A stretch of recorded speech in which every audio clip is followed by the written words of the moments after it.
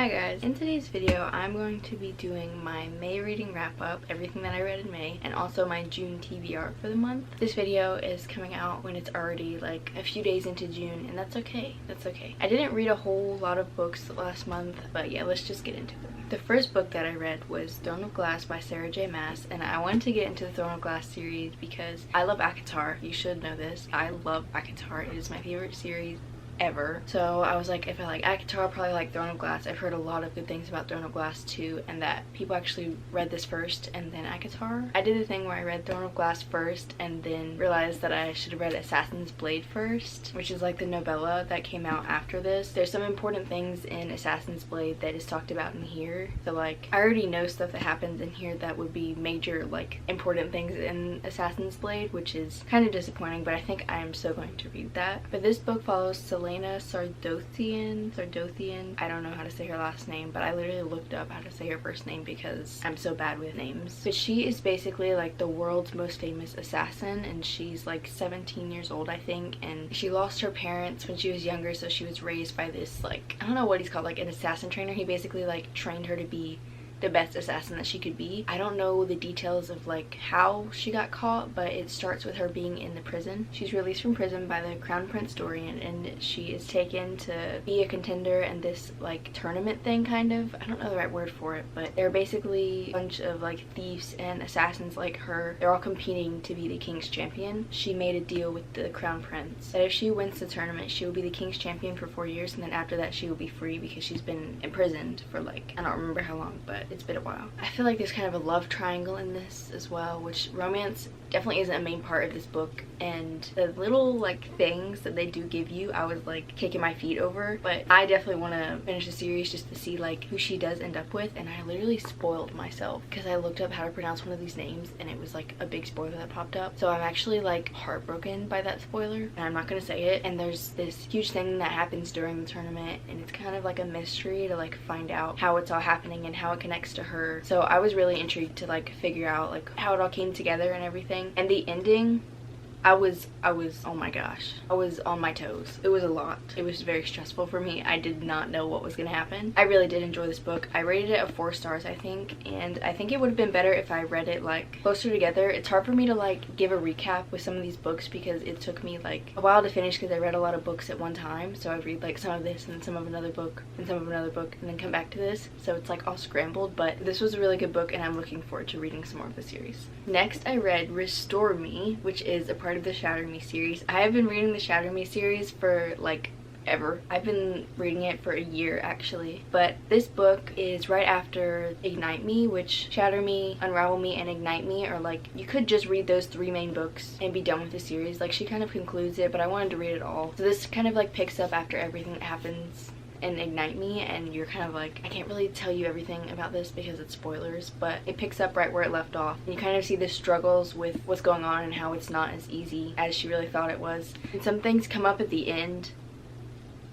oh my gosh, they just like throw a bunch of stuff in your face and then they end it. So I definitely had to run to Barnes & Noble and get the next books to the series. You already know I did. But yeah, I really like this book because I wanted to keep reading the series. I feel like the author kept the series going without feeling like it was drug out. She actually brought up more main parts to keep the series going that was actually really interesting. And I love the way that she writes. I don't know. It's just so easy because it's young adult fantasy and it's so easy to like read and go along with. These books are some of the fastest books that I've ever read. It's like dystopian, but there's also like, I don't know if it's like fantasy. I think it's like fantasy, like sci-fi fantasy young adult. If you haven't heard of this series, I don't know how, so there's no point in me explaining it because it is such a popular series. I feel like everyone's at least read the first book of this. But I rated this a 4 stars. I really enjoyed it and I cannot wait to finish the series. I just want to read the next book so bad. The cliffhanger that this left me on, it was really like a slap in the face. And of course, to follow up with the last book, I read the novella Shadow Me, which is actually in Kenji's point of view, and I did not know that.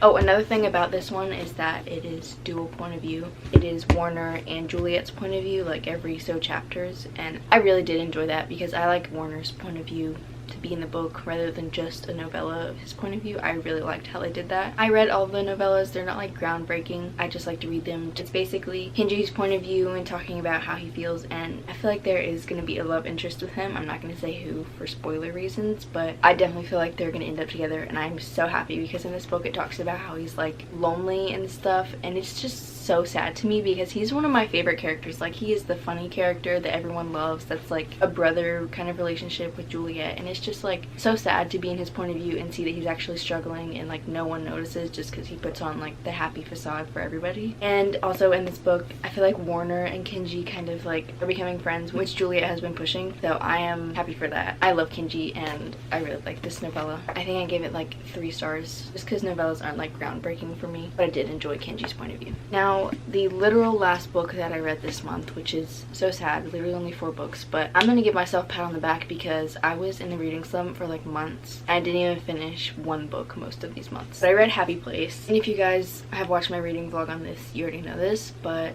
this book follows Harriet and Wen and their little friend group. Starts off with the present, but then it goes back to the past. In the past it shows Harriet and Cleo and Sabrina's friendship, like such a strong bond from people that like you wouldn't think would be best friends, but they are such good friends. They had a room together in college, and that's how they started becoming friends. And you just see their friendship like progress as time goes on, and you see that in the present tense of like how their friendship, they're not as close as they used to be, and you kind of see them like rekindle their friendship while also like struggling, going through some tough things that happens in like in the future. And also Wen and Harriet, I love them so much. I love their banter. Emily Henry, I feel like she's known for her banter. Theirs is so good in this book. But you get chapters in the past of like when they were first meeting and like their first encounter, like first ever time meeting. I don't even know.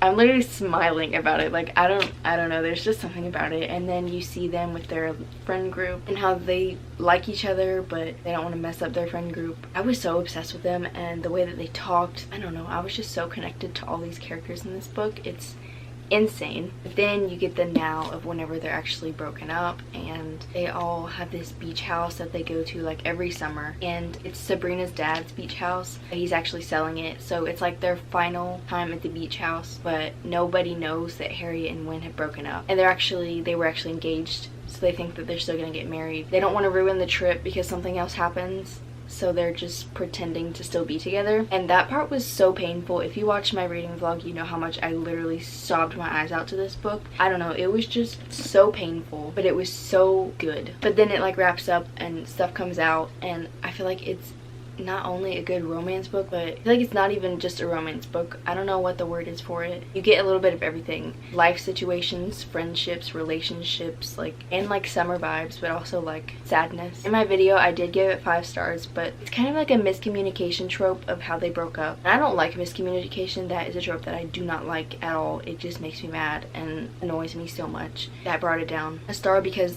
throughout this book I was like, I just want to finish it just so I can get out of this part because like it's annoying me and it's hurting me. I feel like it wasn't a 5-star read, but it was still such a good book, so I'm giving it a 4 stars. And on to the books that I want to read in June. First, I will start off with the books that I'm currently reading. I'm reading The Queen of Nothing, which I'm so happy about. I've been wanting to buy this book for so long, but I literally had no money. But I am on page 109 right now. This is a part of the Folk of Air series. I love this series. It's so good. I just really want to read this. And after the thing that happened at the last book, I was like, oh my gosh, like, how do we move on from this? So I'm so happy that I'm reading this book, and I can't wait till the end to see how everything like wraps up. The next book I am actually reading on my phone because my phone has Kindle Unlimited, or I don't have a Kindle, but I will be getting one, so I'm so happy that I'm gonna have a Kindle. But I'm reading it on Kindle Unlimited. It is The Serpent and the Wings of Night.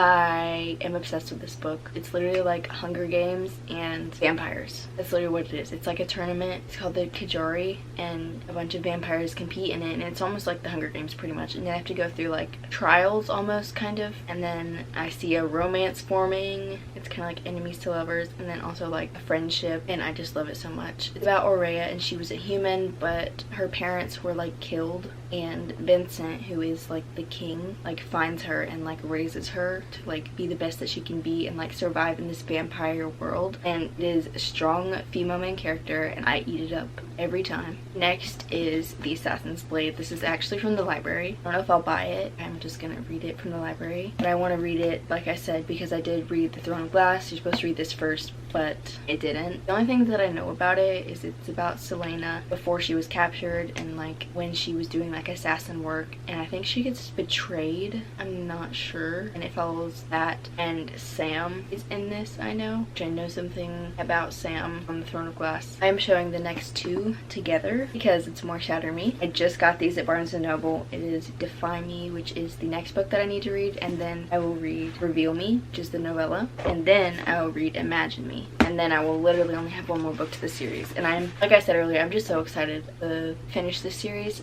Not really finish it, like I'm happy it's over, not that way, but to get back in this world. I missed it so much. I didn't realize how much I missed it. And like I said, these books are so easy to read, so I feel like I will fly through the rest of the series. Yeah, I'm just happy to see what happens and how it all concludes. Now I'm moving on to my actual summer-like books and not just my fantasy books that I'm reading. So first I will say Beach Read by Emily Henry. Now, Beach Read, I've read this much of it, and I DNF'd it.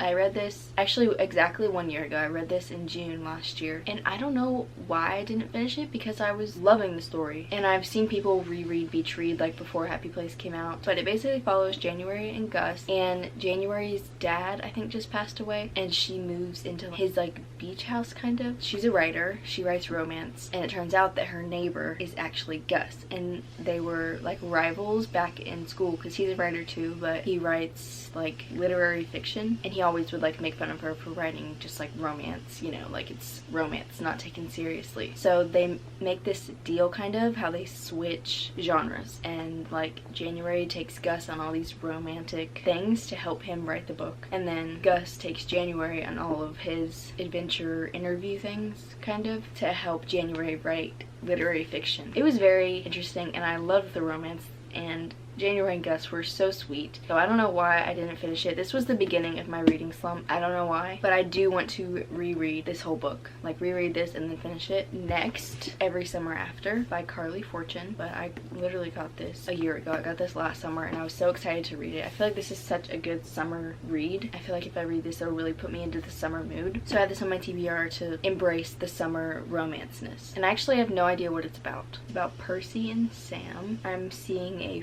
friends to lovers. Sam's mother has passed away, so Percy shows up to the funeral. Apparently they were like friends to lovers back then. I think that this is past present chapters, so I'm pretty sure that you'll get like them every summer for 6 summers, just like friends into lovers, and then I think something happens and they come back to the now. I think maybe the reason that they stopped seeing each other is because she moved. It says she moved to an apartment in the city, told over the course of 6 years and 1 weekend. Okay, so it is past and present.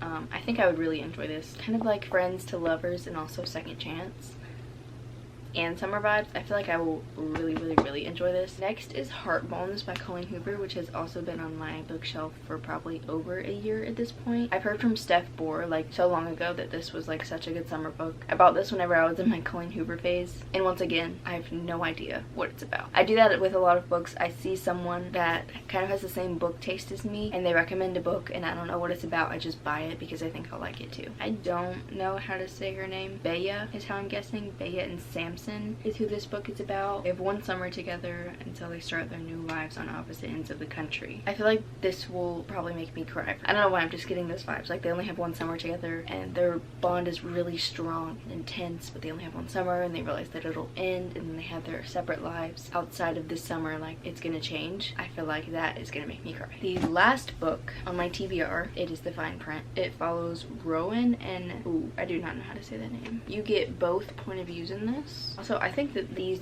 like chapter art things, that's so cool. This is another one of those that I kind of knew what it was about, but I didn't read the synopsis. I'm sensing like he's the boss, she works for him, so they kind of don't like each other in that aspect, but then they end up falling for each other. It says that he kissed her and he like regrets it. But I think that his dad or his grandpa is the owner of Dreamland, which is kind of like Disney. I've heard it's just like a big Disney, and she works there, and she submitted a criticizing proposal about Dreamland's most expensive ride, and she should have been fired, but instead Rowan offers her a dream job. She said it's time to teach the billionaire that money couldn't fix everything, especially not us. I feel like I will really like this series. But anyways, this was the last book. I hope you guys enjoyed this video, just explaining what I read and what I want to read. Follow me on all my socials. They're all linked on my link tree in the description. Subscribe if you haven't already. Like this video if you enjoyed it, and comment anything you want to. Comment your favorite read from May and a main book that you want to read in June, because I want to know your guys' books that you like, that you want to read, because I will probably be very influenced. I'm very influenced by everything around me, so influence me to read your favorite book if I haven't already. And yeah,